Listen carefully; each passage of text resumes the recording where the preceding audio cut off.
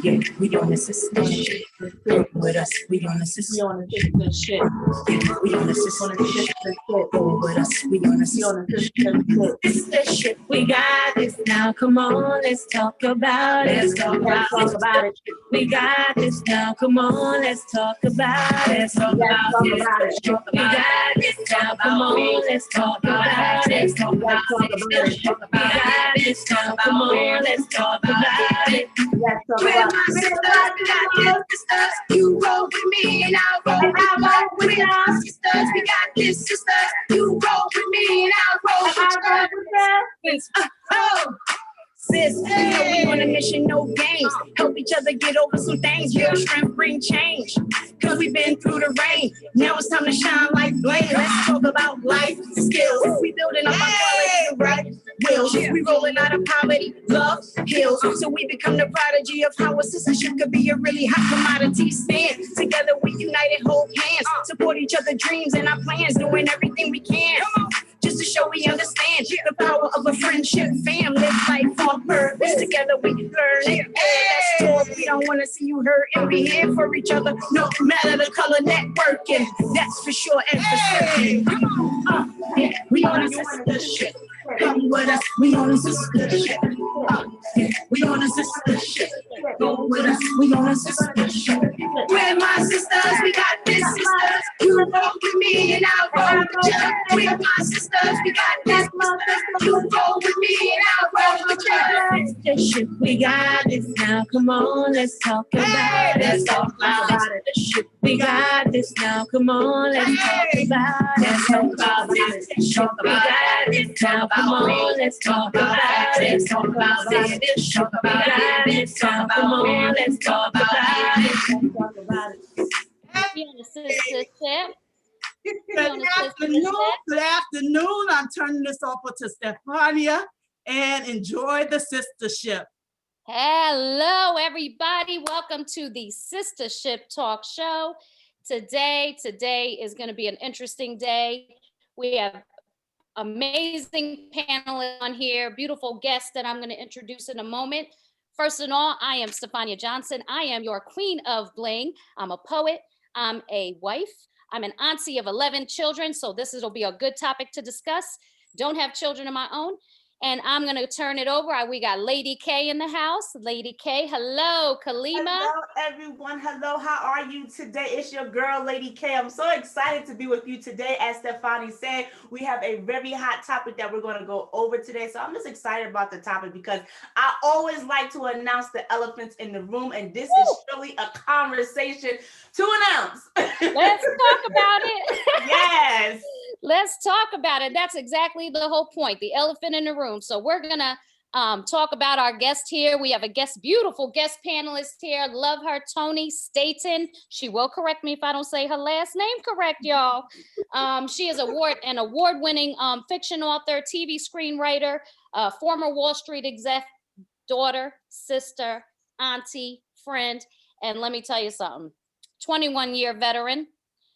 Flight attendant, and she has this amazing column that I love called the Jump Street Chronicles. And let me tell you, Jump Street all the time. Jump Seat Chronicles, because that's where she sits. Yes, that's where that's where she sits. And we used to always say the friendly skies. Well, she's got the juice on the non-friendly skies. Right. Not so friendly skies sometimes. That's right. Toni, how you feeling today? I feel wonderful. Thanks for having me. This is absolutely wonderful. I feel great. I'm feeling great in LA, 68 degrees. Yeah, we're hating right now. Bro, we're getting this East Coast weather. It's cold and snow is coming. I heard a lot of snow. So that's why I moved out of New Jersey. So look, East Coast. But I also want to make sure that we also, TiffanyCo-Bling, my other bling girl, the one who has all the bling and all the measures and trying to get us out on social media. And she is the one and only who gets our Sistahship popping off every Sunday. So she will be coming back shortly. She's trying to help us out in the background. But today's topic, Here's the elephant in the room, right? Mm. We'll talk about it. Can a woman without children have a fulfilling life? Now I'm going to throw a stat out there and then I'm going to turn it over to Toni because I think it's important for us to, this is going to get in many layers, right? Many layers of conversation. But Right. 2018 stats on Statistica, I think it's called, shows that greater than 15% of women, and this is again in your 40s, 50s, so later in life, right? You know, as we kind of progress through life, we end up with more than 15% of our women who are childless. Now, the question is, can a childless woman have a fulfilling life? Toni. Okay, Yes. absolutely. 55 years old here, childless by default and by choice. So let me unpack that a little bit. I was married and we tried to have children. We tried different forms of IVF. We could not have children biologically. So I say by default because we couldn't have children biologically. When we decided that we still wanted children, we started the process of adopting. And we were going to adopt an older child. We always wanted, even if we had biological children, we wanted to adopt a child as well. During the process, I was diagnosed with stage 3 breast cancer. So we battled that, won, yay, cancer-free. But after I became cancer-free, after I was declared cancer-free, I decided I did not want to spend the second half of my life raising children. I felt like I have more years behind me than in front of me. And I just didn't want to spend, like I just said, the second half of my life raising children. I love children. You introduced me, I'm an auntie. I can honestly say more than 30 nieces and nephews. I have a lot. So I am like a mother to many of them. I have great relationships, but that's why I say I am childless by choice and by default. And as my choice, I have a very fulfilling life. I'm super productive. I don't say busy. I say I'm super productive. I'm an author. I'm a television screenwriter. I'm working on scripts as we speak. I'm working on new books as we speak. I'm a flight attendant. That takes up a lot of my time as well. And I love to volunteer and I love to socialize. So yeah, I have an exceptionally fulfilling life. And what I've learned is it really starts with you, whether you have children or not. That's not necessarily going to fulfill you. It really starts with you. So yes, absolutely can have a very fulfilling life. And that's a good point, because I think that when we think about when, many years ago, and I grew up, the whole perspective of women is that you get married, or no, don't get married, but you have children, right? And that's part of life. And and there's so many layers to that as to the reason why people, to your point, either by choice or you just couldn't, or whatever the case may be. And so I guess my next question, because it's viewed as more as a moral imperative, sometimes view that as a moral imperative, and that's not necessarily the case. And I think that's also that perspective of those who don't, it's important to bring that perspective out. So with that said, so we walk into a room, a setting where you have mothers with children, and you come into the room, you don't have a child, and there goes the question, right? Let's talk about it. There goes the question. Do you have children? How do you manage and maneuver through those conversations? Khalima, I know you want to handle that. I know Khalima does want to handle that. I was trying to be settled. Thank you, ladies. So I think I said this to you guys off air. It's like, yes, there's the elephant in the room. You see that person without children. So it's like, me personally, I can't speak for everybody else. Respectfully, I would ask, do you have children? And that person would be like, no, I don't. And I'm like, so my next question will be, do you want children? and that person can say respectfully, no, I don't. After that, that's the end of the conversation, because obviously that person doesn't want to talk about it. They probably don't want to talk about it with me. They don't even know me. And, you know, and that's probably not the time and the space to go ahead and dig in. Well, why don't you? And you're supposed to. But I'm going to kick it up a notch because, Stefania, you said something about moral base. I'm going to take it to the Bible because I am a Christian. So in the word, it says that, but we don't look at it from the other side of it.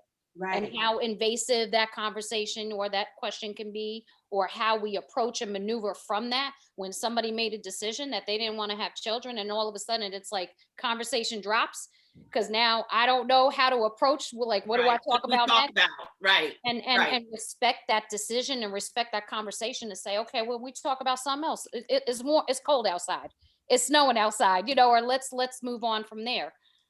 So I agree. And I think you brought in the whole thing about the Khalima, and the whole as an entrepreneur, as a challenging life or career, how the guilt aspect, right? And yes, a mother, you love your children, right? And Tiffany is back with us as well. I'm sorry, she can respect as well. You have so much going on in your life. Have children. Talk about that guilt aspect. Ooh, the guilt aspect. It's like right now, like, you know, my Sunday morning has been very busy. And then I took 30 minutes just to prepare for this. And now my oldest is watching the youngest, you know, and I can't hear it. You know, my mommy ears are going on. But then I even said to myself, even though I had a busy morning, I said, I'm going to make myself available for the rest of the afternoon because my children have not had my time. So I have to learn how to incorporate my time to my children to have their time, and it's not going to get interrupted. I don't care what somebody else is calling me. I don't care what else I have to do. That's their time. So I think honestly, for a lot of entrepreneurs, that we have to put that pencil that into our schedule, just so that can take place, you know, for you having time with your children. Mm-hmm.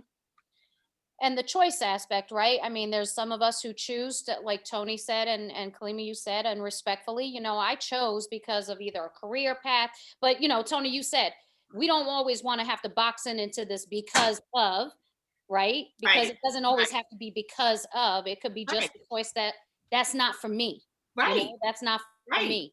So can you kind of like get into that as far as elaborate on it's just not for me aspect versus the career aspect? What's your perspective in relation to that? It's just my perspective is respect each one's journey and each one's, you know, choice. Mm-hmm. It's a matter of choice. You know, we can't say someone is happier. We can't say someone is more fulfilled, mm-hmm. not having children, because, you know, that's subjective. Right. What we can say is, and I can't say I would be a happier or more fulfilled person if I have children, because I don't have children, so I don't know that. Right. A person may be able to say, a person who didn't have children may be able to say, well, things were different, or I was happier, or I was more fulfilled when I didn't have children, or I did. I just think you have to respect each other's journey and each other's choice. Because I go back to, sometimes it's by default because you can't be the type of mother you want to be. Because if you want to be a mother, you can be a mother. You have to, you know, we talked about that too. You have to decide what you want to be, and how you want to do it. But to get back to your point of career, it's all about respecting each person's choice and each person's journey, not projecting your discomfort with someone else's choice on them. Right. It really is about respecting the choice and respecting the journey. And yeah. I agree with that. You know what came to mind, ladies? I'm sorry, I just got to. No, go ahead. No, yeah, please. It came to mind that, you know, if you can just have this general statement with people and say, what does happiness look like to you? Right. When you bring a conversation like that and you word it like that, then people will start, well, happiness like to me, you know, having a family, or happiness like to me, say, traveling. So, you know, I think sometimes it's just the way we perceive it. It's the way we look at it. Because when you ask, oh, well, why don't you have kids? Better than saying, well, what does happiness look like for you? But you know That- what? It's also not projecting what you want on other people. Absolutely. Be mindful of what other people's decisions are. Because of what I want may not be what Stefania wants. It may not be what you want, you know. When I was younger, I didn't want kids at all. And now I have 4 kids. And everybody thought, Tiffany, she's not going to have no kids. And they said, I was the one that no one thought I would ever have any kids. And it turned around that I ended up having kids. And I thought I wouldn't. But I chose, when I first got pregnant with my first daughter, that I need to handle this because I got pregnant. You know, I didn't do the right thing. And now I'm pregnant. I decided, okay, well, I'm going to keep it. So now I need to grow up. This is my responsibility. Let me handle my business and do what I had to do. I was on my own. I made good money. I was doing what I had to do. And I felt like I could handle what I needed to do. Again, you know, my mom being the only mom, I'm like, okay, well, you know, this is what I have to handle my business, and I'm going to have my baby and do what I need to do. So that was a choice I made. And then I met my other 3 kids' father, and it just went from there. And I had children. So they became a big part of my life. And I ended up, you know, raising them and loving them. But that's not to say that, you know, once you grow, you might change your mind, and you might have, and then there's other people, like you said, that, you know, if you want to be a parent, you can be a parent. It may not be biologically, but if you have that mindset to be a parent, you can be a parent. It's all in your mindset. So some people say, oh, you know, I want kids. But because they can't have it, they have their own children. It's set in their mind that they're not going to have kids. They don't want kids. So it's because the kid is not biologically yours that you don't want to have kids, because there's all kinds of ways. Or like, let's bring back the village mentality. Okay. So I have those 4 children. Okay. So I need aunties, uncles, whatever to help me. So when people are talking to my children, whether they have kids or not, what they say stands, because the people that are around me, I trust enough to be able to discipline the children that are with me. And if that auntie says to them, no, you're doing this wrong, you're doing it wrong. And that's just the bottom line. So the people around me know that if they come to me and say, my kids did so and so and so, I'm going to look at my kids with the left eye, versus what we're doing now, where if a kid goes to an adult, the adult looks at the other adult with the left eye. No, we're backwards now. You know? So that village, so that whole perspective from when we grew up, because we always heard the term, right? It takes a village to raise a child. That's actually a good point, because again, childless women doesn't necessarily mean that we are not capable of being that village. Or desire. We still desire that. We still have that instinct in us as well. Absolutely. And that's part of our nature, right? As women, we're nurturers by default, I feel, my perspective. And I think I agree. And I think, Tiffany, you brought up something that when we were talking about, you know, people who decide in life they don't want to have children, but don't even want to have anything to do with children, being that voice for someone who has children to kind of school their children, versus those who've grown up around children, been mentors, want to be around children, and have that innate nature of wanting to kind of socialize that into their lives. So can you kind of elaborate on that piece? Because I think there is a difference between a woman who does not want to have children, have nothing to do with children, having a perspective on someone who does, and how that person needs to educate their children, versus the other aspect. Before we go on to that, I'm looking in the chat room, and there are a couple of questions. We have bring them. Taylor Richardson. I don't want to mess up the first name, so I think it's Jackie, maybe Jakki. Jackie Taylor Richardson. Does anybody know who that is? Yes, I do. That's my bestie. Jackie Taylor Richardson. She says, can you talk about expectations from parents, family, etc., of what they thought you should be? Okay, and then that's a great question. Great question. We have Valerie Dinkins in the room. We have a couple of people in the room. You can continue to put your questions in the room, and I will look into the room and I will shoot them out there so that we can answer them for you.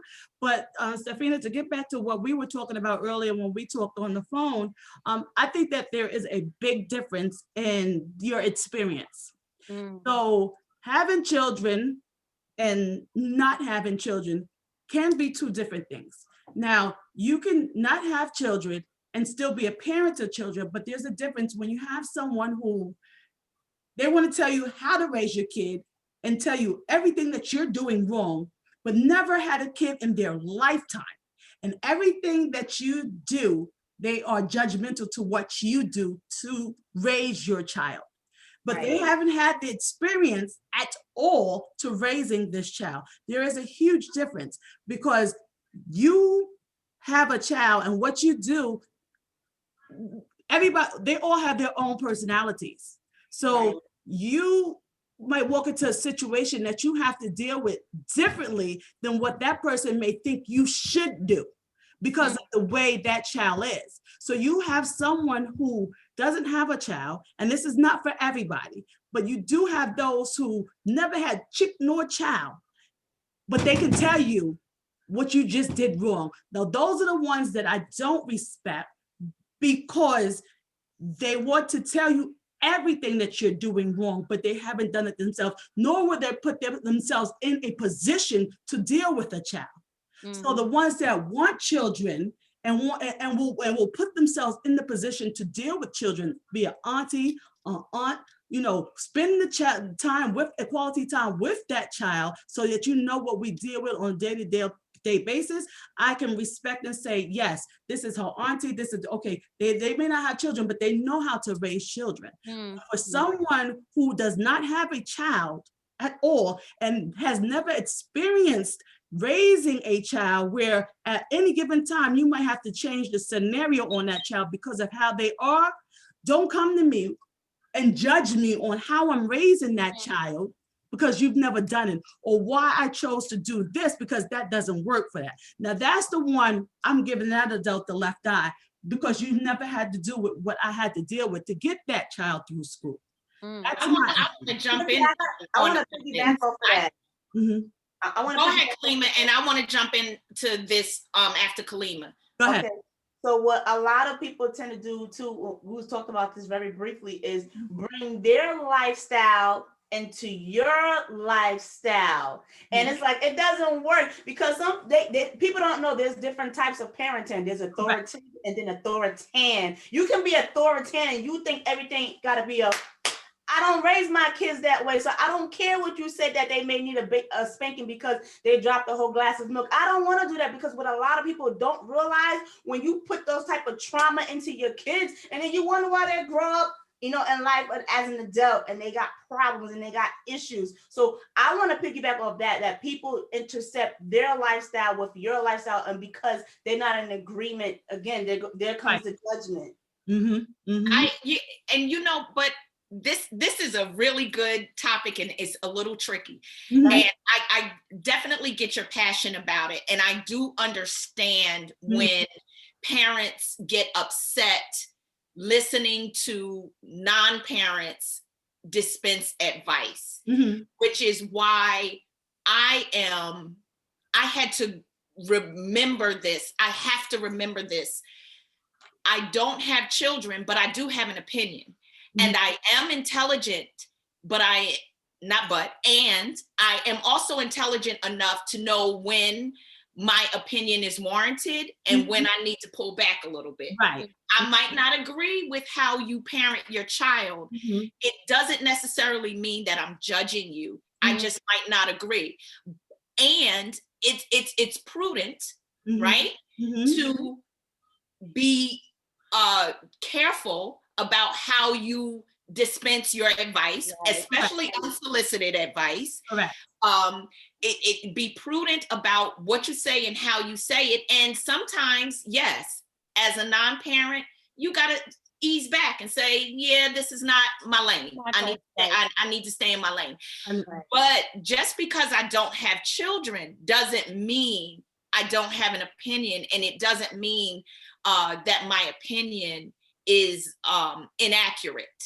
Correct. Or that what I'm saying to you is inaccurate. Especially most of my friends, I think one friend that is childless like me.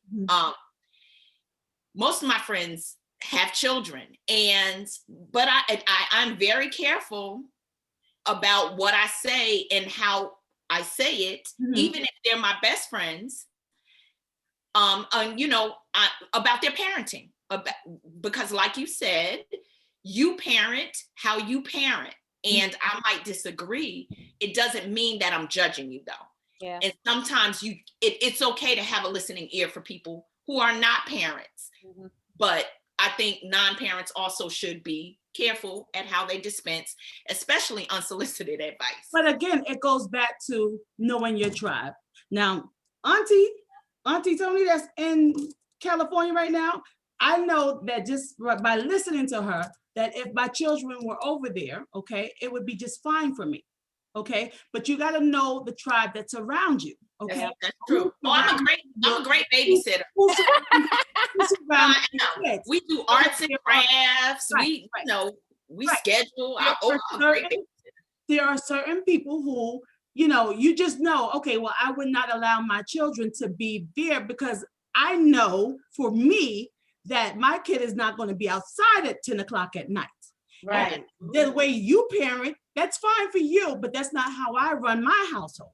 So I need to be around the people who I know this is how we run our household and this is how we work. Okay. So then what happens is, and me and Stefania was talking about that, is because you become that parent who you are now looked at a little bit differently because you're old school, because I'm still old school. I raised my kids the way my mother raised me. I still believe in I'll bust your behind if I need to bust your behind. And I'm just going to say it plain and simple. Okay. Yeah. Give me what I need because I still got to get up in the morning. I got to wash my hair, brush my teeth, get up in the morning, make sure you okay, get you to the table. You don't have to pay no rent, no bills, no nothing. All I ask for you to do is do your homework, your study, do your chores, clean. Some people look at you strange. Oh, your kids are 6 years old and they know how to wash clothes. Absolutely, they know how to wash clothes at 6 years old because I got to work. Okay, and they can clean the house. They're going to clean the house. They got their chores that's on the refrigerator, and we're going to get it popping because this is how a house runs. Right. So you become that parent. So now in our age, okay, it's a little bit different because a lot of us don't run like that. So I'm a little bit strange to other parents who don't do that. So I think, it was funny because my kids asked me last night to go somewhere and I'm checking like, it's 9 o'clock. What you talking about? Where you going? What? And sometimes I may give a little and let them go out, depending. And then there's sometimes when I'm just like, no, I got to pull back. But there's rules. I'm not your friend. I'm your mother. In the end, we're going to be friends, but this is how this is just what I know. And this is how I'm doing it. And apparently it seems to work because I have one that just graduated from college. Okay. So it works. And the people that you have around you, the tribe that's around you. So whether they have kids or not, there are people who their opinion counts, whether you have kids or you don't have kids. Right. Their opinion counts. Now, there are, I said, there's a difference. I completely respect what you're saying, but there is a difference with the ones who don't want to deal with the children at all, but they can tell you, oh, you shouldn't do that. But they won't even challenge themselves to deal with these kids. But they're the same people. They're the same people that, will be invasive about exactly children. They'll be, so they don't have no boundaries. That's why they have no boundaries at all. Right. They're the same ones that are invasive and entitled and think they can ask you whatever. Well, that goes back to the whole point of I think that of course the invasiveness, but I think to your point, Tiffany and Toni, you and I had spoken about this as well, is that so I take my so I'm an auntie of 11 nieces and nephews. Toni, you've got what, 30 something going on? So, we look at it, but to your point, Tiff, is what you're saying is that, you have individuals who've never even been around a child or don't want to be around children whatsoever to really understand what it means to raise, or at least have a little bit of insight in raising a child. And they only look at it from a perspective of maybe what they see on TV or what they hear in, news or whatever have you. And that is a totally different misguided or misconception to what is the reality of what we're dealing with in society with the children that we, as aunties are constantly around, or even girlfriends' kids that we're constantly around. Absolutely. So we see things, we understand things, we acknowledge things that are going on, but we understand as childless women when a child is being disrespectful. Right. Oh, okay. Wait. I don't do disrespectful children. Let me be really, really clear. I don't do disrespectful children. I will not discipline your child, but I certainly expect you to. Oh no! But see, and if you don't, I can't be around you. I don't do. Listen. My friends will tell you. I'm sorry, I got a little hyped. I got a little loud. Sorry about that. Just tell me. Bring it down, Toni. Bring it down. Okay. And she's back. I don't do disrespectful children. I don't. I know, Toni. I don't. I have had friends where we're no longer friends not because I'm questioning their parenting, but because they have raised disrespectful children, and I will not be disrespected by your child. Like I said, I'm not going to discipline your child. Even if I had children, I wouldn't discipline your child. But I don't do disrespectful children. Yeah. And I personally, like, my perspective is I agree. I don't tell people how to, raise their families. At the end of the day, to Tiffany, to your point, you don't know my children and how they operate, right? And I get that, totally respect that. My nieces and nephews, they know when they come to auntie's house, it's auntie's rules. Right. Okay. Right. So if you knock something over, or if you doing some running around the house and the rules are no running around the house, whatever have you, I'm going to check you. And my sisters know I'm the eldest of four. So, for me, I've always been one who's had that, like, taking care of others, always taking care, like my sisters, my parents worked very hard, both of them. It was just me at home with my sisters. So I took care of all my sisters. I have cousins I've helped mother and raise and, mentor and whatever have you. So I agree with you. I said, I'm not going to tell you how to raise your children because that's not my place. I'm not that child's mother or parent, and everybody has their own opinion or way, the reason, how they raise their children. But I will, to a certain degree, just, kind of lend my perspective respectfully, because at the end of the day, I can't tell, once they go home, they're in your house and they're going to do what they're going to do based on your rules, right? Your perspective, your mothering, your parenting, and so on and so forth. But to Toni's point, if you come around me and disrespect me, you're going to get checked.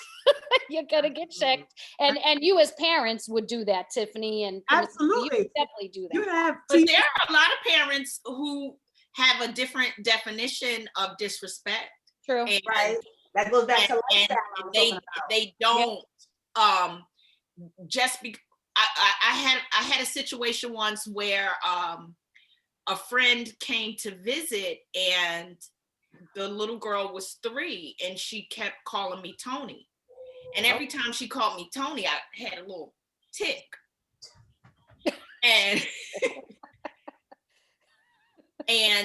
her mother said, no, I said, put a handle on that. Miss Toni, cousin Toni, something, Aunt Toni. Right. No, I don't have my children call aunts who are not their aunt. I don't have a problem with that. I get that. I really do. I said, okay, Miss Toni. No, that sounds country. We don't do that. Your name is Toni. I said, yeah, but there's something about calling me Toni, a 3-year-old calling me Toni. She says, well, that's your name. I said, okay, so Mrs. Harris will do. And she has to respect that. Yeah. I will say this. Let me just say a couple things. I have Tisha in the room, a chat room, and she says that's right. I also have Ife, who is also a teacher, and I grew up and went to school with her, and she says she missed the days when the communities would help to correct the kids. And I do. Ife. We have Village. Betsy Munoz. She's also in the room. I just want to respond to what you said about the names, and we have to respect that. The school that we went to was called Central Park East Secondary School, and Ife went to school with me there too. So our school was a little bit different. It was an alternative school to public school. So we did not take the standard test that everybody took. It was like one of the schools that everybody was looking at in Harlem because it was, you know, a different curriculum. We graduated off of 14 portfolios. It was just a whole different scenario. And we called our teachers by their first name. So it was Dave, and this was just something new that they were trying. So for me, that was a whole different thing. So I've learned to call people by their first names. And it wasn't a disrespect thing. It was just something that we did. So I got used to that. But it's also a respect thing to know what someone wants to be called. So if you have someone who is older that feels that they're comfortable with Mrs. So-and-so, then that's what you should be telling your children, Mrs. So-and-so or Auntie so-and-so. But to not respect what that person wants, and that is a child, that is an issue for me, or it should be for anyone, but I don't know, because everybody is different. Okay. Yeah. But there are schools where the kids now call the teachers by their first name. So we respect that, but you again know where you are. And this is why I say know what position you're playing and when you're playing that position, because I'm not going to go into corporate world acting like I'm from the hood. Yeah. So when I was managing the hotels and I was at the Grand Plaza, the Grand Hyatt, and the Sheraton Hotel, you wasn't getting me on 125th Street because I wasn't sitting in the boardroom with policies and procedures and running a whole staff in the mail room and a conference room talking about what I was talking about on 125th Street, because they wanted the GM would ask me to leave. Okay, so you got to know what position you're going to play when you play in that position. And a lot of people don't know how to do that right now. They don't know when to switch that lane. That's the problem. And when I'm raising my kids, what I do miss about them not being in Harlem is that they are not socialized as much as they should be. They don't have that transition between knowing the hood, knowing the corporate life, and knowing the country life, and knowing how to deal with different people on different levels. Now we teach them that as they go on, but you got to know when to switch that lane. And a lot of people don't, and they continue and they carry it on to what they're doing, and you can't get nowhere that way. So, and that's what chameleons. Chameleons. I say that because I consider myself a chameleon. So you call Toni, you mentioned unicorn. I consider myself a chameleon because depending on the setting you are in, and those are things you have to teach your children, depending on the setting you're in, this is how you respond to those settings. And I think that's also that piece of, you know, making sure that, you know, when they're in a setting where there are adults, elders, and they're speaking, they know their place, right? I mean, when we were kids, we had to be in another room somewhere because the elders were speaking and we weren't allowed to interject or speak up or whatever have you. Correct. Some of them didn't have children, some of them did, but we all knew as children, you're in the next room because, and you call so-and-so, you know, like your mom, we call her Mama C, Tiffany, because we respect her that much because that's who she is to us, you know what I'm saying? And she's obviously a you know, a coach and a mentor to many people. But I love the I wanted to go back to that question that came up, Toni, from your from Jackie. Yeah, that's a great question. I think that is such a great question because what we didn't touch on is we talk about people we know or don't know, expectations or what they feel or what the questions they ask or the invasiveness of that, but the expectations of families. Yes, let's talk about that because that is an important one to cover. Because I don't think the non I don't know you setting is different than a family member and their expectations that they put upon you on children, whether you should or shouldn't have children, and your choices in relation to that. Mm-hmm. I'm sorry, you want to go ahead? Go ahead, Khalima. No, go ahead. Okay. I was gonna say there's a lot of families that they do this a lot. They do this by your age. They be like, "Oh, you almost 30. Why you ain't got no kids yet?" And it's like, yo, can you please mind your business? Like, you know, like that part. And they think because they're your family, they can say whatever to you. But it goes back to what you ladies were saying before. There's do it out of respect and do it out of love. And there's a way to approach the situation. But a lot of families will, well, you almost 40 and you didn't get married either. So you don't have no children and you ain't got no husband. What's wrong with you? And then now in today's age, because things have changed so much, there's a lot of women who want careers. They're like, listen, and it even shows in the celebrities today, they go and they do their careers. And then when they're 45, 50, they might have a child. And it said, who said I have to have a child at 18? Because they still think about stuff that went in 1800. Because, you know, back then, if you didn't have a baby by a certain age, you were looked at funny, you know. So now a lot of women are choosing to have baby later, but even if they don't want to, it's still the stipulation of when you're going to do it and why you're waiting so long. Stigma. Yes, absolutely. I have a different narrative, believe it or not. My parents they drove the narrative for me to not have children out of wedlock. I mean, they drove that point in me to the point that I was, you know, afraid. They drove that point so much in me that I had to really unpack if I wanted to have children when I was older, because they drove that point. Please don't come home with the baby. Don't come home with the baby. Don't come home with the baby. And it did impact me for a while. That to think whether or not I wanted children. And I definitely, and it goes back to that unicorn, to many of my relatives, I am a unicorn because they have 2, 3, 4, 5 children and I don't have any. And at this age, I'm not going to have any. And I'm really great with that choice. I'm fulfilled with that choice. I'm solid in that choice. I don't have any regrets that I didn't have children. So I still look like a unicorn to even them. And you get the same invasive questions from the relatives as well. That's a great point. Yeah. Yeah, I know that in you know, that's again great question because you know, my upbringing, we were always used to, you know, the family environment, right? Like you grow up, married, you have children, and that's what it is. And I'm one of 4 girls. I'm the only one without children. So, you know, for me now, granted, I didn't, and to your point, like, don't bring a child home, you know, don't do it out of wedlock. You know, it's a sin, you know, don't do that. But, you know, unfortunately in my situation, I did actually end up, you know, as a late teen, you know, 17, 18 years old, was pregnant, miscarried. I miscarried twice. So I never had children after that. But, you know, I got married later in life. So the way we saw the world is that, you know what?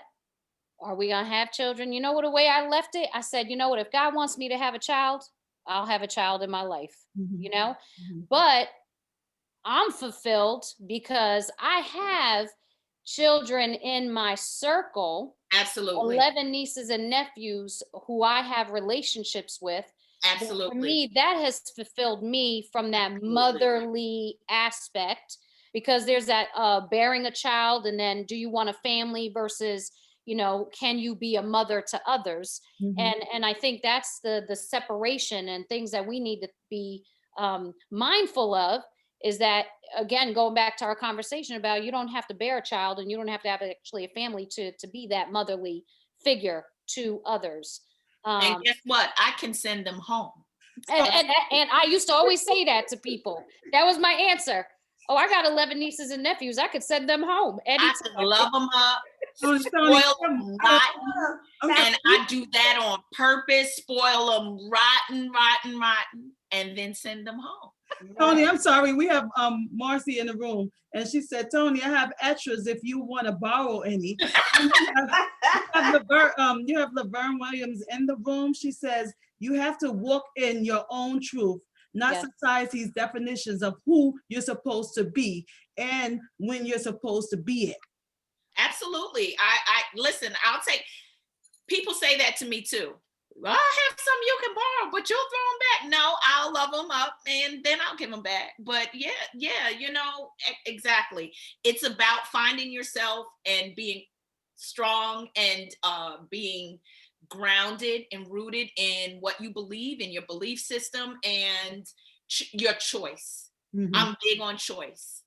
It's about your choice. Yeah. And you don't get to project what you think my life should look like. Mm. You don't get to project your unfulfilled desires on me. Correct.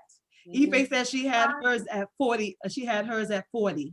You have Courtney Davis in the room as well. So I'm reading again. You can put some questions and comments in the room, and we will answer them as we're on here. We're going to try to. I'm here. You'll see me reading down below because I'm trying to answer everybody's questions. Mama C is also in the chat room. We're trying to answer questions and keep everyone engaged while we're talking here. Absolutely. So thank you to those that are. Can I elaborate on something you said? And this plays a major part too on some people why they don't want to have kids. You said miscarriage, and there are a lot of women out there that suffer from multiple miscarriages, and because they feel like they had one, they feel like, oh, I'm never going to have no more children. And that was my story, because when I had my first son, you know, I didn't have no problem getting pregnant. I didn't have no problem birth. I had no problem. I experienced 3 miscarriages before my youngest came, and not a lot of people know that because I really don't share that story too much. Mm-hmm. But I just need a lot of women to know it's okay, because I really thought something was wrong with me, and I really thought that I wasn't going to have any more children. So when the little one came, I'm like, oh, that's a gift right there. But a lot of women, they get so scarred of that, so it just discouraged them to even just want to go and try. That's a very, very good point. And Great thankfully point. that wasn't my situation, but as far as like that scarred me, but it needs to be brought up. Again, this is another piece of that elephant in the room, is that, you know, women sometimes feel that, you know, there's something wrong with them, you know, that, you know, whether it be miscarriage or just not able to have children, you know, bear children, carry children, because people have miscarried during, you know, and it's, or get pregnant. It's I don't want women to feel that they are less than a woman because they are scarred by those experiences. And I think we need to be very clear that, you know, yes, things happen in life. And I always say there's a reason for every season, right? There's a reason why things happen in life, but it doesn't make you less of a woman. Correct. Doesn't make you less of a motherly figure. Doesn't make you less of a person to be able to be that figure for others, for other people's children. And it goes back to the question of choice, because you can be a parent, maybe not through bearing a child, because it may not work or whatever the case may be. And there's so many elements, so many things technology wise, and adoption and foster care and all these layers, right? If you want to be a parent, you can be a parent. You want to be a parent, you can be a parent. If you want to be a mother, you can be a mother. Right. If Tony, you have to figure out what it is you really want. Exactly. And I don't, and you don't want women, you know, we as women, we beat ourselves up entirely too much. Society already beats us up, right? There's judgment across the board. Correct. You know, and again, it goes back to judging me why I don't have children, or whatever the case is, or how I raise my children, or whatever have you. We need to get out of that, and we really need to come together and say, okay, we need to support one another. We need to understand the challenges we go through. And those that are childless, why are they childless? I mean, it's either a question they don't want to answer, and that's okay, and respect that. Or if they tell you what's going on, we have to hold them close to us and hug them and kiss them and make them know that it's okay. We are not less than anything because of that. You know, so and I'm not a unicorn. I'm just a woman who chose not to have children. There's nothing wrong with me. Well, there are some things wrong with me. Some people may think, well, at least you can have kids. There's some things wrong with me. But that's not one of them. That's not one of them. We need to get a Queen Age of Wisdom from you, and have you on as a Queen Age of Wisdom, because we also, because me and Stefania, we had a conversation this morning, and part of this whole the sistership, and it was brought on because we need to bring it back to the village mentality. Yes. These children, bringing the village back to where, you know, if you saw them down the street riding their bike and they got checked, they got checked.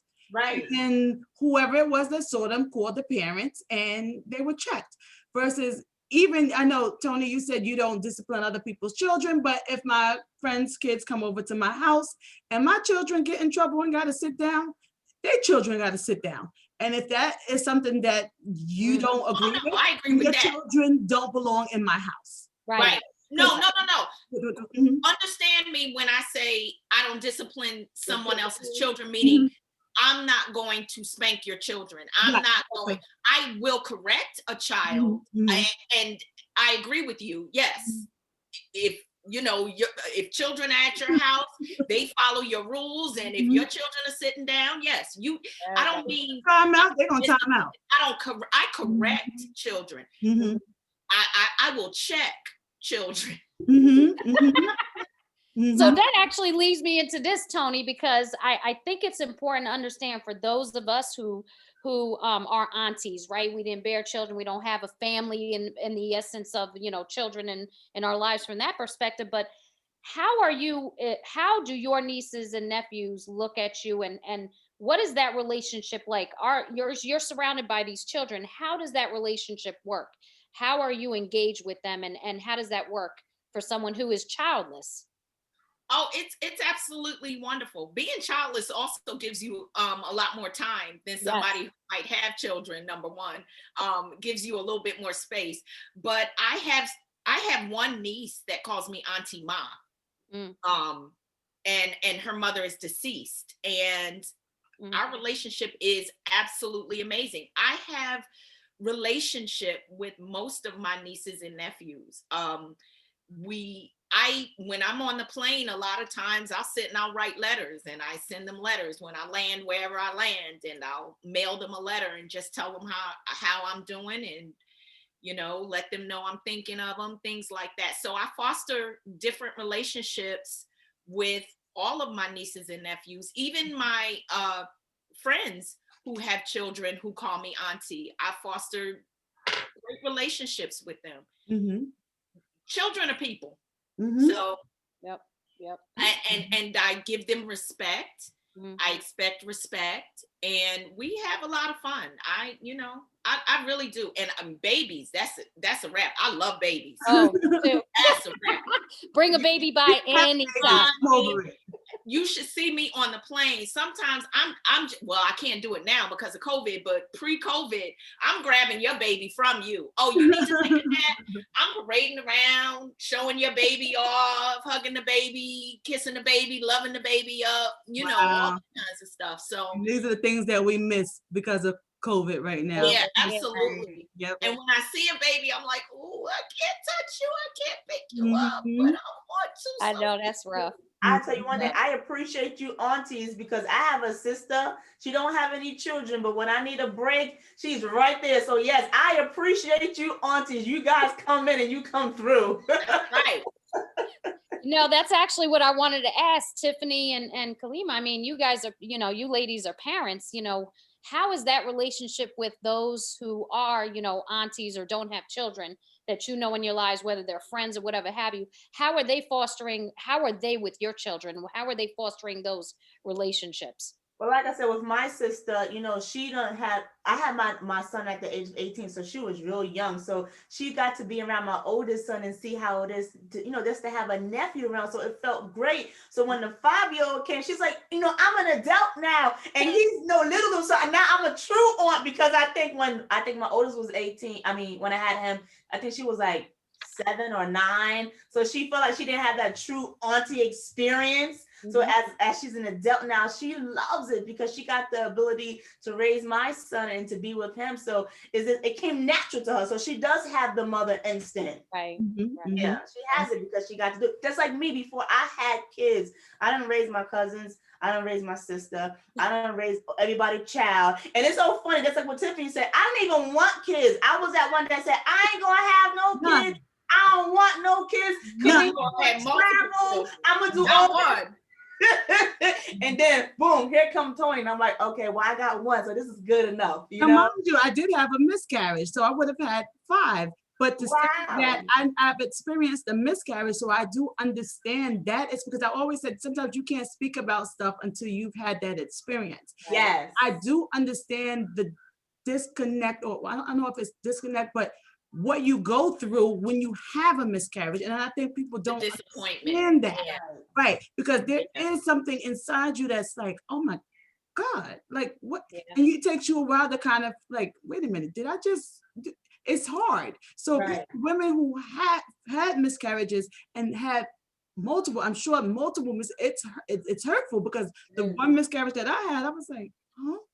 It's emotional. The second one I had, it played a big part on my mental, and I think it played a big part of my mental because the first time I did, I'm like, oh, okay, I guess whatever. The second time, and then I was married at that point, so in my mentality, I'm like, God, why can't I give my husband a baby? So that was what I was battling, and he saw it all over my face, you know, and he used to pray over me and tell me it's going to be okay, but I felt less than a woman because I couldn't give my husband a baby. So it really does play a big part on your mental. Yeah, that's an emotional roller coaster that some people who've not experienced would never understand, you know, what the toll it takes on. But they can empathize. But you can empathize. You can, you know, you can empathize. You can empathize to a certain degree, because I know, like, when I've had friends who have a death of a child, and you can empathize, but you can't, like, you get in that, like, that's why sympathy. You can't. There's nothing that you can, like I said, there's nothing that I can possibly feel it. You can't. Because I've never experienced whatever. Imagine. What to say. It's like that elephant room.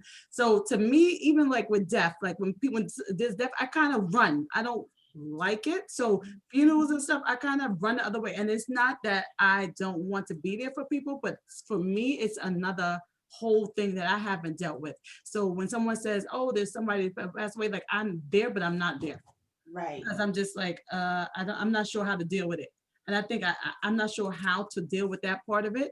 So it's the elephant in the room again, when it comes to stuff like that. When it comes to stuff like that too, a lot of times, Tiffany, I tell people, I don't know what to say. Right. I don't have the words. Just know you have my heart. I don't even have the words. I don't know what to say. And that's actually a good point, because I think sometimes we don't, and that's where I think folks that are, you know, kind of have these conversations. These are these conversations that are very sensitive subjects, right? And it's how do you approach and have those conversations? And to your point, Toni, is, you know, somebody might just come right out and say, you know, like I did just a little while ago. I mean, you know, and I'm not ashamed of it. I've come through it. You know, I don't have children. It is what it is. That's what God planned for me. Like I said, I'm fine. I'm fulfilled with what I have in my life now. But the question is, how do you approach those conversations? And as someone who, you know, is speaking to someone who's gone through something like that, for them to be that forward and tell you what they've experienced or what they've gone through, how do you manage that to ensure that you are being sensitive to them and also giving your support as well? And Toni, I think you made, you know, a good point, is, you know, it's just how you approach it and how you have that conversation, or, you know, it's a short and sweet, right? If they want to elaborate further on it, they do. If they don't, you know, just know I'm here for you regardless. You have to let people lead. When you're broaching a very sensitive subject, or it's sensitive to them and you don't know that it's sensitive to them, like, do you have children, you know, and trying to get into why or why not, or whatever the case may be.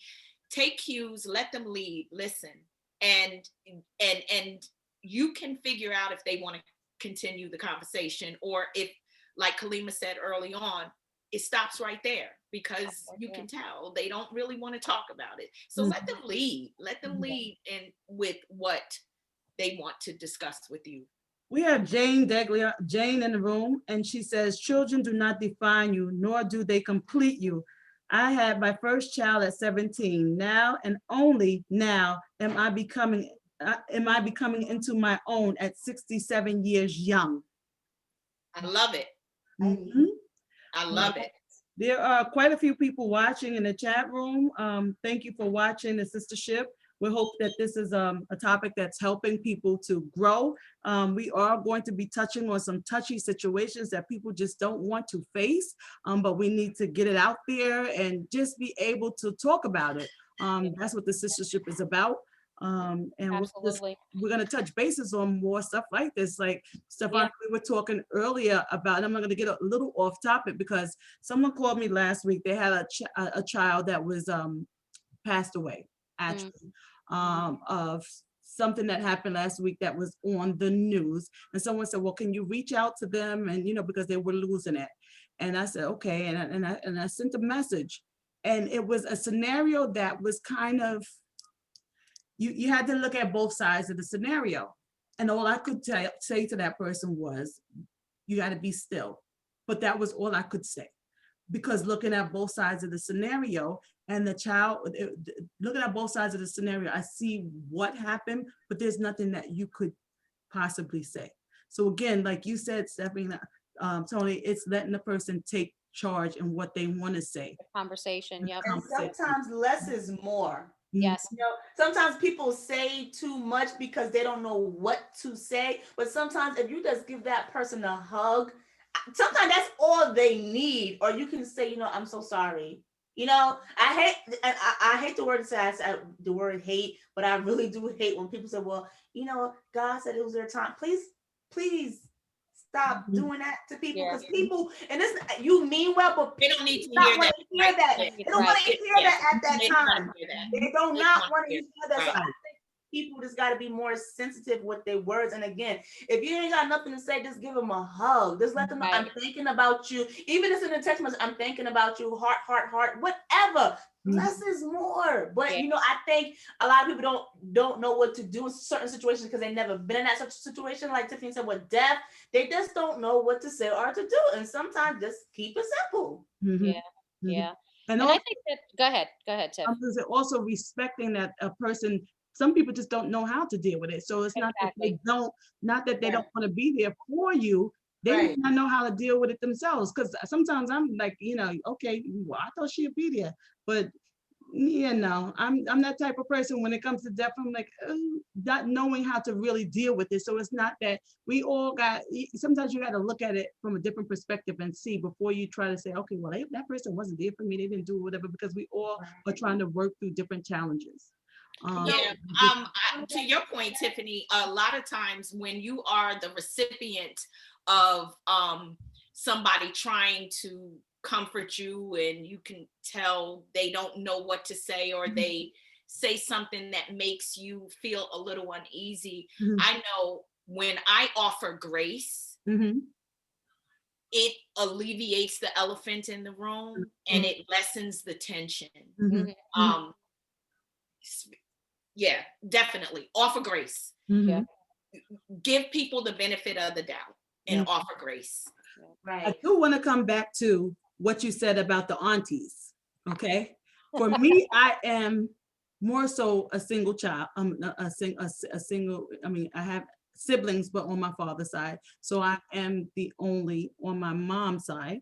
So TiffCo, she popped in. I don't know if she's on here, but we said before that we had the opportunity.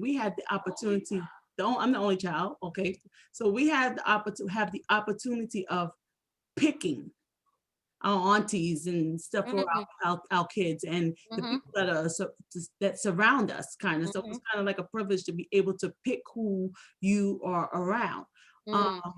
So that was kind of like, okay, well, this is your auntie, and yeah, this is your auntie, and so when we pick people, it's kind of like they're dear to us, you know, and when this is our tribe, and we go hard for people who we really care about because we are only kids. So, or the only child. So it's like, okay, well, this is our connection because we don't have the bond of siblings or brothers and sisters. Like, I think for me with my children, I ended up having, because I was like, well, you know what? I don't know if I want my kid. I don't think I want the first one to be by herself, because I know I was by myself. So I didn't want her I think that's what happened with me. I was like, because my mother's gonna go and I'm gonna be by myself. So I was like, I don't think I want to do that to my kid. Even though when I was growing up, I was just fine. And I was like, oh, nope, telling my mother, I don't want none. But as I got older, I was like, I'm gonna be, and I didn't want to do that to my kids. So I ended up having kids. I think that's what happened to me. But then I also have I don't have a lot of friends, but the ones that I do, those are the kids' aunties. And they'll tell you, you know, oh, those are my kids, those are my aunties, that's who they go to. And we pick, and we've been friends for years. And we might not even speak for 3 months or 4 months. But when they pop up, or we talk on the phone, and it's like we never even, That's the tribe. Okay. That's the tribe. That's Right. the tribe. And you actually bring up a good point, because this is a good segue in this conversation, because my husband and I were talking about, you know, now we don't have kids. We have 11 nieces and nephews. He's got, you know, 2 adult nieces and nephews. And I'm sitting here and I'm like, we think, for those of us who don't have children, later in life, we think about, oh my God, we're going to get old. And one day, right? And, you know, we think the children are always going to be there to take care of their parents, right? I mean, you guys are lucky because you got kids that can take care of you, but then there's us, the childless ones. Now we're concerned about what's going to happen when we get old. That's a great point. You know, so Can I how say do we? something real quick, Stefani? Yeah. That's not always the case, because you got nieces and nephews who love you, so you never know who is stepping. Because I can tell you, there are people who have children, and their children will stick them in a nursing home and be on their So because you poured love into your community, you just never know who might just step in and like, you be like, wow, that's like right now. Perfect example. My mother, my grandmother lives with my mother, and my grandma's elderly, and my mother takes care of my grandmother. And I used to always say too, I said, God forbid if something happened to my mom and she couldn't, you know, do something. I said, my mom is coming with me. I would never stick her in no nursing home. Wherever I go, my mom goes. And I mean, I you know, and that's why I wanted to kind of touch on this, because there are people out there just like myself, and you know, we're like, oh man, I mean, our nieces we know children who you know, I know plenty of people in a nursing home, their kids don't even come see them. Right. And they're just there with these, you know, with the aides, and that's it. And you know, but then the question is, I don't even have, like, yeah, I have nieces and nephews now. I'm like, oh my God, I'm like, we're gonna be by ourselves in the nursing home, taking care of each other, to changing diapers and all that stuff. So how do you, I mean, do you think about that, things like that, Toni? Is that something that's ever crossed your mind? Absolutely. I wanted to say, especially, and piggyback on what Khalima was saying, I had that very thought. What happens? I'm single now. So for me, that question is really pertinent, because I don't have a spouse either. So yes, I've thought about, well, if something should happen or if I get older, not if, when I get older, you know, if something should happen where I need to be cared for, who would do that? And a good one of my day ones said to me, having children doesn't guarantee that they'll take care of you. Right. So that gave me a bit of comfort to know that, but it does ring true. You have to figure out some contingency plan. You have to, you absolutely have to. But exactly what you said, Khalima, that also gives me comfort, because that's true. When you pour into somebody, you don't know who's going to step up. And I pray I've poured into enough people that, God forbid, if something should happen that I couldn't take care of myself, somebody would be there for me to help me. Yeah. And I agree with you. I think that's the other piece is that we don't think about is that we have to have some type of contingency plan anyway, right? Yes, Right. you would hope that there are individuals out there that you've poured into that is going to make sure that you're taken care of, but nothing is guaranteed in life. We don't Right. know. So we have Like to they always said, your own children, your own children. This You is can't where we guarantee go. that your own children will take care of you. This is Right. where we say this topic is vast, because this is where we can have Sharia more. We can, I see Tiffany Rowe pop back into the room. We can go back into financial Yeah. wills. We can go Right. into, making sure that your policies, insurance, Yep. everything is in place. In order. So that you Yes, do your not living wills. into that category of what you're going to do at the end of your life, Yep. right? Yep. So Absolutely. because we have children don't mean that our children are going to even necessarily take care of us. So Right. what plan are There's you no going to set guarantee. for yourself? Because Yeah. we're going to do what we got to do for our children, but that doesn't necessarily mean because I have 4 children, that my children are going to take care of me. They could, or they may turn around and say, okay, well, I'm going to take care of auntie, but I'm not going to take care of mommy. It Mm. all depends, because auntie might have did better for the child than the mommy did. Let's Right. say for scenario, my dad I'm not connected to him like that. I know who he is, I know that he's around, whatever, but I'm just not there. My other sister, she's connected to him. There's certain things she'll call me and tell me, and she tries to get me involved and with him. And and I'm guilty because I'll go down every now and then, but I'm just not there. Me and my other brother are not there. Because of all the stuff that we've gone through with him as we were younger. So you just don't know until you get to that scenario what it's going to be. So Right. because you don't have any children doesn't mean that your nieces and nephews aren't going to take care of you, because they probably might take care of you better than anybody else will. So you can't say that. So it's really Right. your responsibility Mhm. to have your living will, Yep. to get yourself in order, to make Mhm. sure that everything is laid out and on the table, so that at the end of your lifespan, you're not in the hospital and they got a tube saying, okay, what we're going to do with you, and the state is taking over because you don't have that plan in place.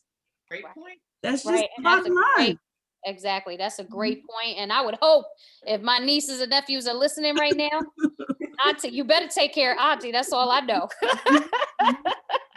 But anyway, I think the other piece of it as well, and now that I kind of think about like the aspect of family and the people in your tribe, for those that are mothers that are struggling with their children, making sure, being comfortable enough for those who don't, to ensure that you have the right tribe who's there to support you and Right. give you that support, because we are here as childless women. We, maybe we didn't have them, but we want to be able to be there for those children as we well. are there. Granted, We are there. we are gonna tell them to go home after Tiffany we're Rose, done, right? Tiffany Rose said, take all the college money, wedding money, diaper money, and invest for your future. There you go. We got to have a show about that, the end of lifespan and everything. You always got to throw something out there, ridiculous. But you got to invest for your future, because you don't know. I mean, once they go on, they're 18, they grow. I mean, it's funny Right. because with my kids, sometimes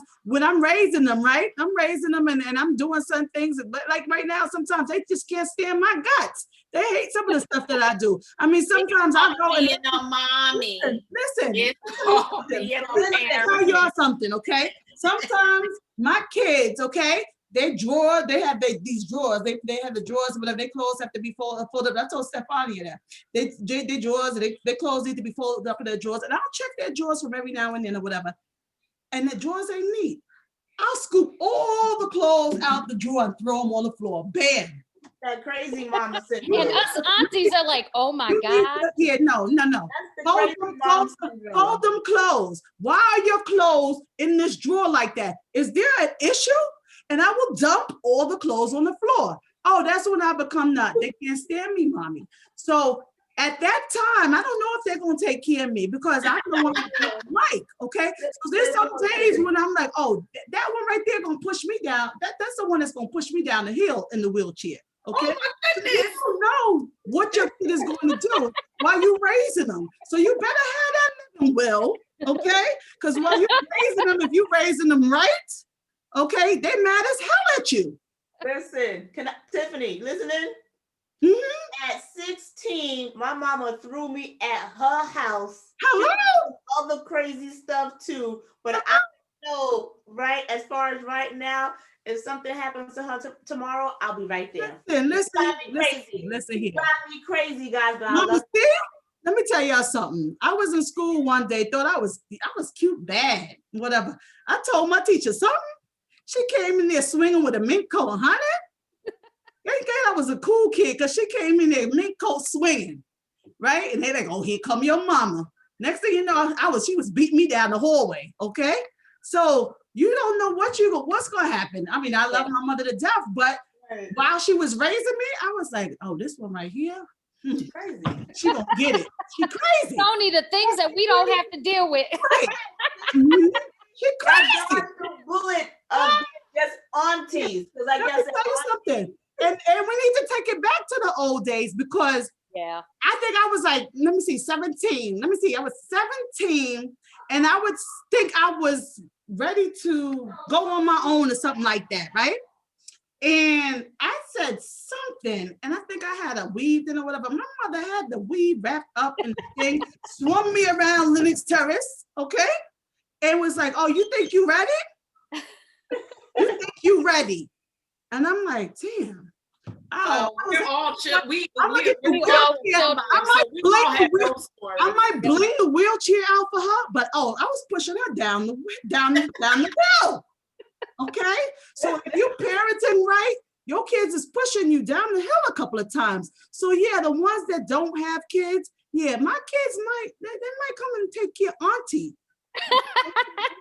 So I think we have that to look forward to. Absolutely. We definitely have that to look forward to. So this tells us that we got to be real nice to our nieces and nephews. Yes. See, mommy right now, I'm the one where they're like, oh, that one right there, she just get on our nerves. You are hilarious. I love it. Know? This is as candid as we get, y'all. Okay. Oh, let me tell you something. They're like, oh, she just get on our nerves. Okay, I'm telling you, my kids will tell you right now. I don't know if that ain't. Oh, brother, here she go. But that's how it is. So my kids, oh yeah, they probably come. Where you live? LA. I'm in Los Angeles. First plane in here, baby.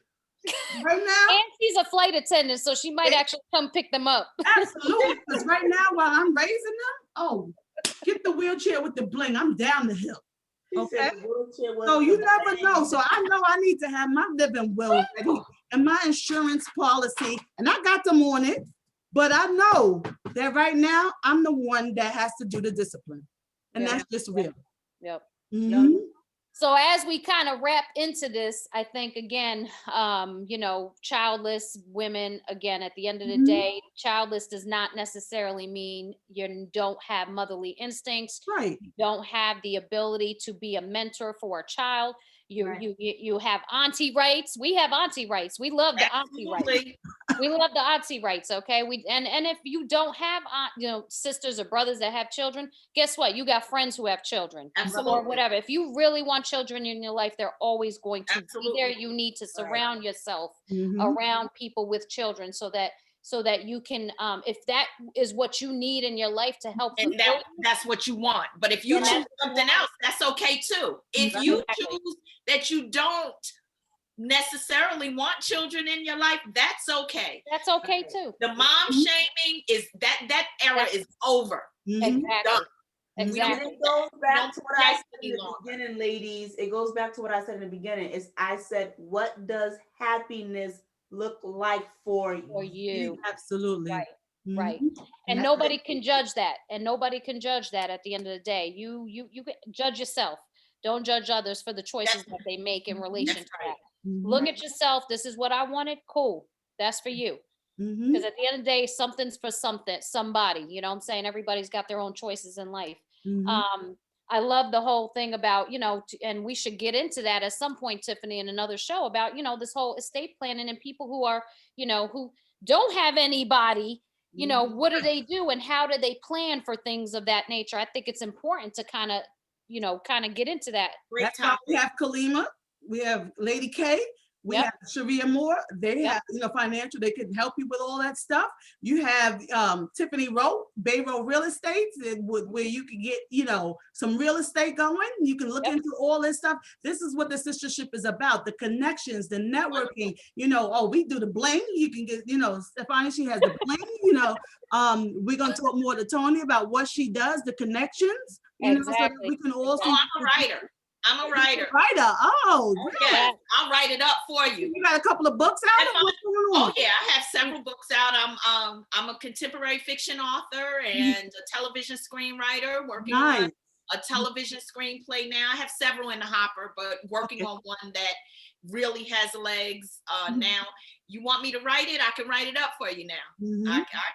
I can write it up. So look at I'm it. gonna tell you because yesterday we were talking. I said, "Oh, you know what? I need to send you my intro." And so I put my intro and I had spelled my name out phonetically. And I said, "Stefania, you say my name wrong. I'm going to correct you on air now, girl." Oh, that's like Mama Mama C. As C. real as real. Listen, Mama C, her name is Deborah. Okay, don't get it twisted. Because if you say Right? if you say Bruh. Deborah, listen, she embarrasses me. Okay, because you would be somewhere and somebody say Deborah, and she'd be like Deborah, and I'm like. And I'm Stefania, by the way. Stefania, yes, and Stefania. look, Stefania, let's get it right, okay? Because Deborah, Mama C, oh Lord. I remember one time somebody looked at me and said, "Oh, your mama's Deborah now?" I said, "Oh, please call the lady by name, because I don't know when that came up. So we messed with her about that." Yeah. Mm-hmm. So ladies, it's very evident based on the conversation today, and we've obviously hit many different layers that, you know, can a woman without children have a fulfilling life? I think we've absolutely touched upon how you can have a fulfilling life. And I love the fact on this panel that we've brought the two childless versus two parents, but coming together and really talking and being open about it and addressing the elephant in the room and how we approach conversations. And I hope that those who are watching have been able to take some of this information and really understand that we are there with you. We understand kind of the direction and how these conversations are evolving and how we need to address the elephant in the room and how we approach those conversations as well, because we don't want it to be an insensitive or an invasive situation, and how do we manage through that, and having some sensitivity around that. So, I mean, I want to, again, I love y'all because this panel was interesting. I think we definitely got some more to get into as far as, you know, like part two. There's one question I didn't throw out there because I know at some point we're going to have this brothership, but I think, Toni, you made there was a gentleman that you spoke about in relation to the question about children. We need to make sure we need to make sure, Toni, please elaborate on how we feel men should approach. Let me tell you what we spoke about. When I said, you know, I explained that I am childless by default and by choice, because the second half of my life, I did not want to spend raising children. That revelation, that articulation actually came to me from one of my best male friends. He got married later in life. And when I asked him if they were planning on having children, he said, "No, I decided that I don't want to raise children in the second half of my life." And that was just revolutionary for me. That articulation really summed up how I feel and how I felt. And it gave me the courage to say, no, I don't want to raise children in the second half of my life. And that revelation came from one of my best male friends. So shout out, he's going to be nameless. Watching. I don't want to call him out, and I don't want him calling me up. I already have people calling me up. Toni, is that me in your book? I think that's me. So I'm going to sue you. So I'm not calling any names. I changed the names to protect the guilty. The guilty. I hear that. And that again, I think it goes back to women, men, whoever it is, please be careful on how you judge folks, how you judge people's decisions in life. And if it's not for you, move on. If it's for you, then here you are. That's what it is. Yes. So Toni, I thank you. Staton, for joining us tonight. It's been a blast. I love you all. I want to remain in connection with you all. Definitely the networking and Absolutely. Need It Written. I'm your girl. Absolutely. Khalima, Lady K, thank you so much. You're TiffanyCo-Bling, and yours truly, Stefania, Queen of Bling. With that said, love y'all. Happiest Sunday. We on the Sistahship, we got this now. Come on, let's talk about it. Sistahship, we got this now. Come on, let's talk about it. Let's talk about this. We got this now. Come on, let's talk about it. Let's talk about this. Talk about it. Come on, let's talk about it. We're my sisters, we got this, sisters. You roll with me and I'll roll with y'all. We're my sisters, we got this, sisters. You roll with me and I'll roll with y'all. Substance,